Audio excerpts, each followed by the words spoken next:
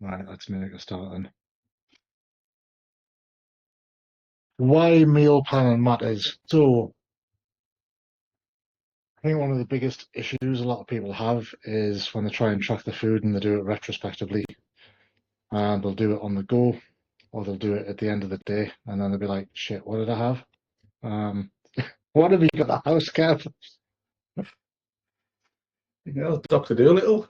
Tweeting me cockatiel. I knew she'd do that as soon as I started. She'll sit there and be quiet, honest. I thought it was it. Yeah, carry on like I haven't got a cockatiel on my shoulder. It's perfectly normal. Right, right, right. Kev, I'm gonna have to block you out or something. As I was saying, people will either leave it till last thing in the day and completely forgot exactly what they've had, and then that's where mistakes will creep up in people's tracking, and then they'll wonder why they're not losing weight every week, or they try and do it as they go. When you try and do it as you go, you have no idea where your calories are going to land at the end of the day. So you'll log your breakfast, you'll log your dinner, you'll get to your dinner, your evening dinner, and then go, shit, I've only got 100 calories left. Or you'll go to the other extreme, you'll eat all your meals, and then you'll be sat there at 9 o'clock going, oh, I've still got 600 calories left. What do I do with these?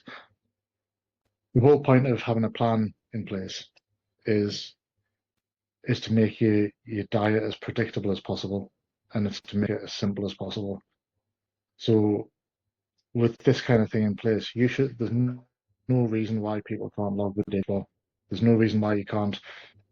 Claire actually just filled hers out for the whole week last night, which is what the example that I've got in here is Claire's food plan for the week. And she literally put it all in last night, just copied and pasted into each day. So doesn't have to think about anything. It's just there to follow. So this is the whole point of doing it. It gives you that structure. It allows you to pre-plan it in advance so that you can tweak your calories and your macros to hit exactly the numbers you want it to be. I'm happy to tell people when they start that it doesn't matter for the first few weeks. If you've been in here for a few months or more, there's no reason why people can't be almost nailing their macros to the gram, which a lot of you do actually.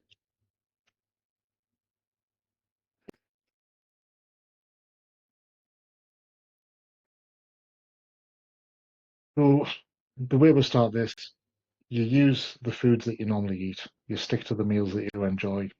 You keep things in that your family will eat as well, and you keep some treats in. You keep that 80-20 rule where you keep 20% of your diet is stuff that you like.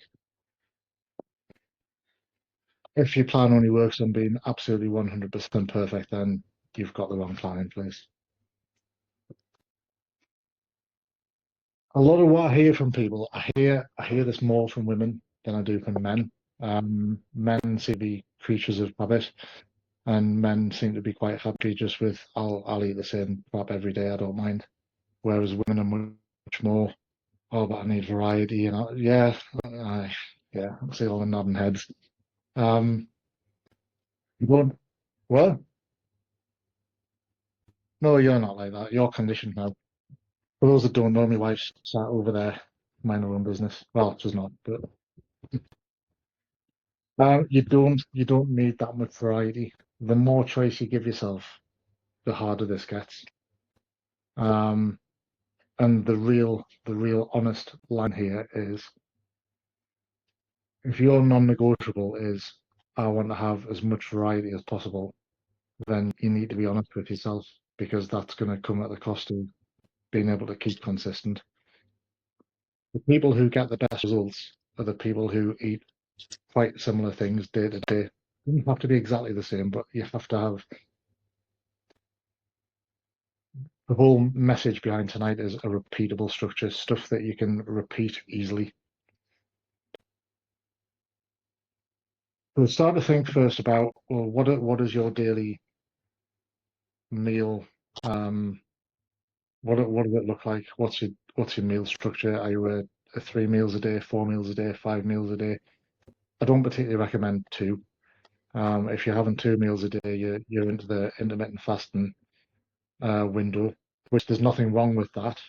It's just not ideal. I wouldn't tell somebody to do fasting. In fact, I've already tried to bring some people out of doing fasting to get them to eat 3 times a day. But pick whatever works for you. All you need to do, and I can give people templates for this, is build a simple weekly table, days across the top, meals down the side, and then just start plugging in your different options. So when you're building your meal options, the best way to do this is just pick 2 to 3. Most people eat the same kind of stuff, most did anyway. So my recommendation would be have a couple of different breakfast options, have 2 or 3 lunch options, have 1 or 2 snack options. Dinner, fair enough. Dinner, if that's your evening meal that you sat with everyone else at home and your family, that is going to be something that's a bit more varied. So that's fair enough. But for the rest of the day, you don't need to be. You don't need 28 different food options for a week, is what I'm saying. You need to think of stuff that's easy to prepare, easy to track, and easy to repeat. The repeatable bit is the real #1 driver here. This is what allows you to stick to something long term. Whenever you try and constantly have this decision fatigue in front of you, like what we're going to have tonight, what we're going to have tonight, you need to get rid of that. You need to plan it in advance so you've got these things, you know what you're having.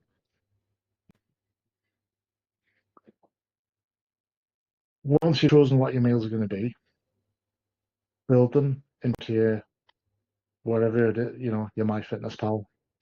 Put them in, save them as a meal so that they're there.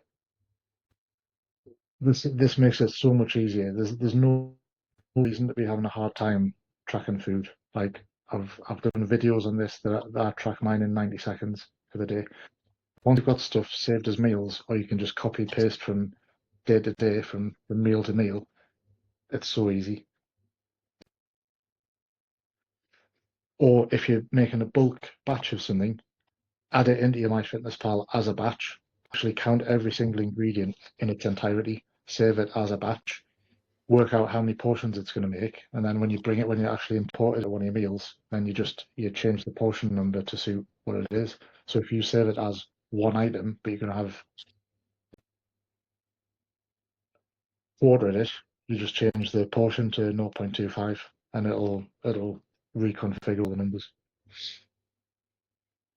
Once you've actually logged these in, you can scroll to the bottom of the day and it'll tell you you've hit so many calories, X number of protein, X number of carbs, X number of fats.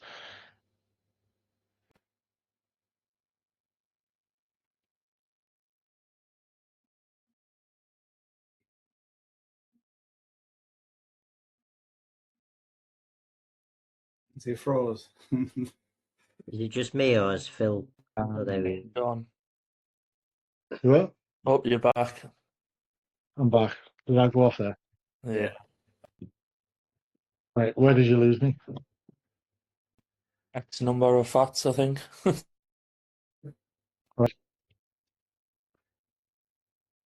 You can see where you're over or missing. You just go back into the ingredients on each meal and start tweaking them until you get it to fit.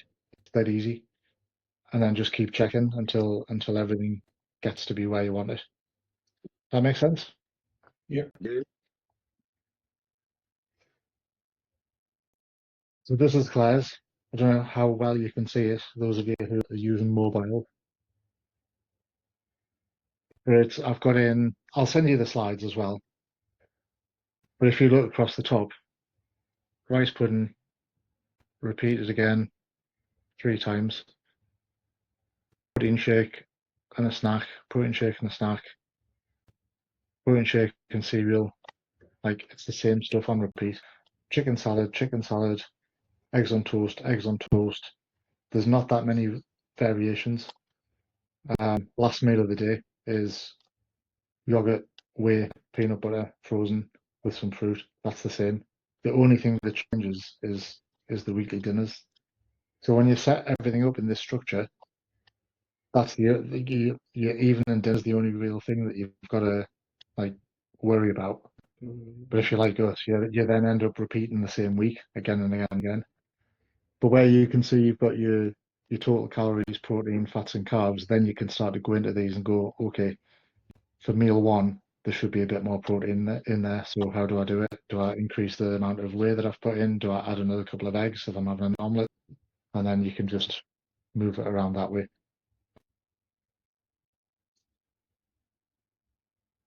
Try and build all your meal around protein first. So I've gone into quite a few people's food logs and found that they're off target, but there's no protein whatsoever in their breakfast. And then there's nothing later on in the day. They just seem to run out of ideas. They'll quickly grab a slice of toast or cereal in the morning. They'll have something similar on a night, and then they'll try and just cram everything into the dinner. For everyone in this program, you're doing some form of weight training. You need to have protein in every meal. You need to have a constant stream of amino acids in your system at any time.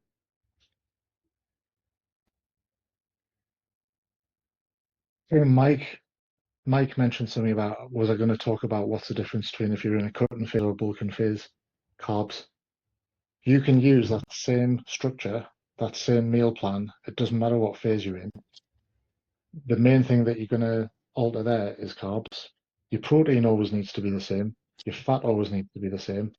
The one expendable macro that you can use to increase and decrease your calories from a deficit back to a surplus is carbs. So that is the main one that you want to do.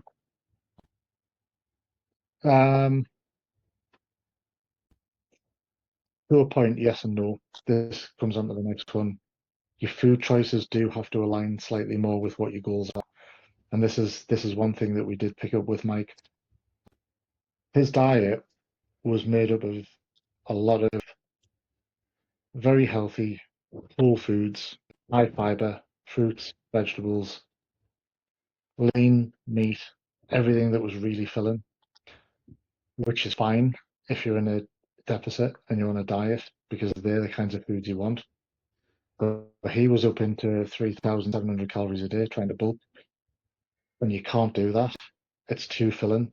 Like it's just going to sit on you, and he was struggling to get the calories in. And when I had a look at what he was eating, I was like, this diet's perfect for someone who's trying to lose fat because the stuff that you're having is keeping you full, even though you're on lower calories. But it's absolutely no use whatsoever for someone who's in a surplus because it's just too much. It's now starting to fill your stomach too much, giving you bad digestion and everything else. So we've had to swap a few things around so that it's more easily digestible. Like a little bit less vegetables, a little bit less fruit, swapping out some of his carb sources to things like rice rather than.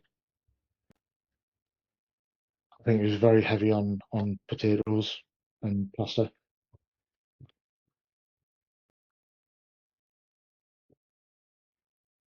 So here's another task for everyone this week. You did your vision plan last week. If anyone fancies doing this, I can assign this as a task in the app for you to have a go of and actually just think, how can I pre-populate a week's worth of eating? I had Jamie do this a couple of times, and that it's a bit of an eye opener when you fill it out and you look back at what you have been eating previous weeks. You're like, what I've got in front of me looks nothing like what I've been doing for the past few weeks. So it's actually really useful. Does anyone actually, would this be a useful thing to put as a task? I think we more or less do that anyway, so I think we're quite comfortable with that. Yeah, I know, and we used to do. But Laura does. Not just coffee. Yeah, I do it, but not like a full week. I think it's like a day or two. And it's I generally mean that, it's breakfast, lunch. yeah, that works. So it's like because I have a breakfast bagel, I make my own breakfast bagels for work, and I know what I'm having for lunch, but it's more the evening and that I don't do it. Mm. So if you look at my fitness planner, breakfast will probably all be the same, and lunches will be something similar like rice and something. And you're getting home at the end of the day tired, and that's when the decisions start kicking in. Yeah. That's when you and your last give each other the look across the room and go, Shall we? That does happen. Well, it has. Phil won't know. I'm Not not for a long time. It used to. I record it if I have a takeaway. You can check. Yeah. Probably not accurate, but it's in there.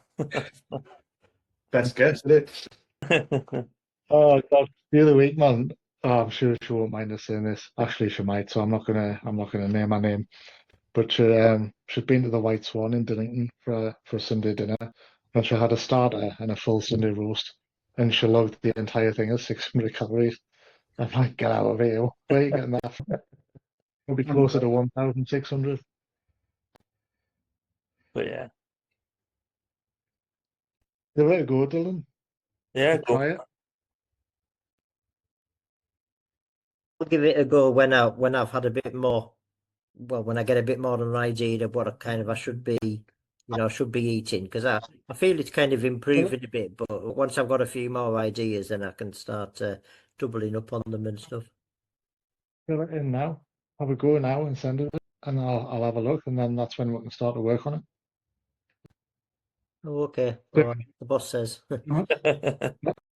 Jared, same for you, because this will probably be something I know I mentioned in the last check-in that after this week, we'll probably start to have a look at actually what you're eating and when, and then seeing how we can start like planning and switching some foods around and just tweaking it to make it work a bit better. Not that it's not working because he lost 6 pounds in his first week. So Well done. Yeah, bloody hell. so what I've added to the end of these slides is loads of people have been sending through some suggestions of different recipes and different meal ideas. So I'll give you the templates to fill in. I mean, it's literally, you don't need the template. I mean, it's just an Excel file with days and meals. But start having a go at filling it in. And to be honest, you can use some of these as examples. If any of these take your fancy, just pick them up, plug them in, save them as a meal, and go, right, I'm going to try having that. So we've got a few breakfast options, basically all the stuff that me and Claire have, but with a few other options from other people.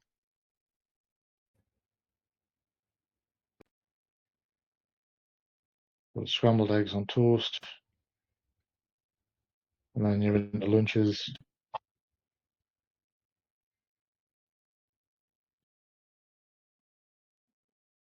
What I'll do is I'll build on these over time. So as when more and more people send me examples of stuff in that they have, I'll just keep adding to the file, and we'll just have this big massive file full of different recipes as well. That's yours, Jane. Thank you.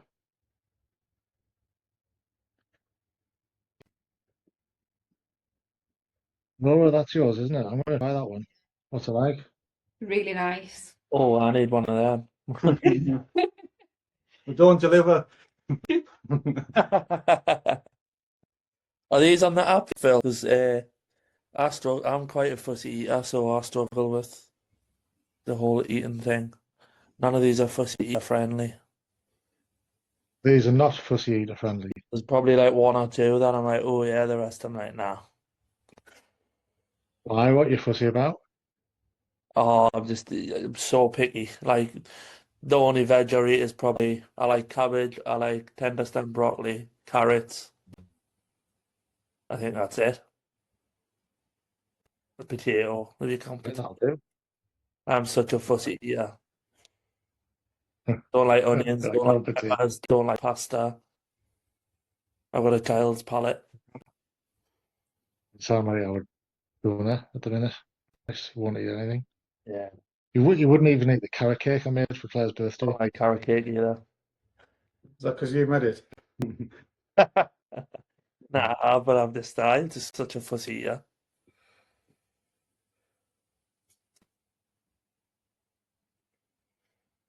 Don't like spinach. Wouldn't taste of anything. How can you not like spinach? Literally, like The textures and just don't.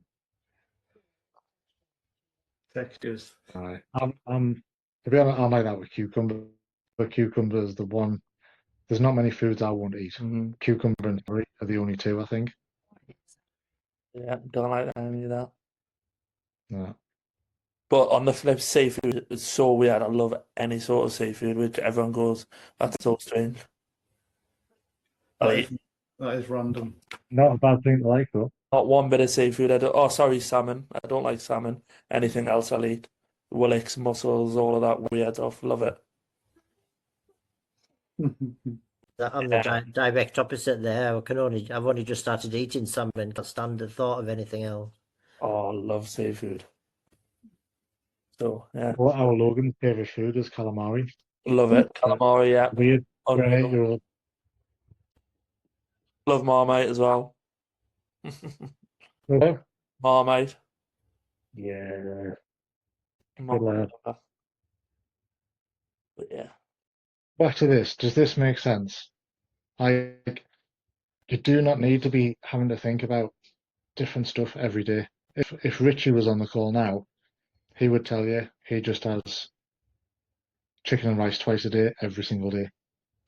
Chicken, rice, and broccoli for two of his meals. Like spices and You can. condiments and things. You can. Can you hear Claire in the background? Not clearly. No. We're just saying you can mix it up with different sauces and spices and condiments and everything else. Put it in a different pan versus an air fryer or whatever. A good one we have if you like, we make our own like Nando's style burgers. Yeah. It's really nice. This, for anyone on the call who's trying to lose weight, this, having a system like this where you've just got stuff on repeat that you don't have to think about, that you can plot in 3 or 4 days in advance and log the night before. Like, nobody should be logging food on the day they're eating it. No one. Not at this level. Like, everyone should be adding their food into MyFitnessPal the day before they start eating. If you want to get results, if you want to get good at this. Kev's like,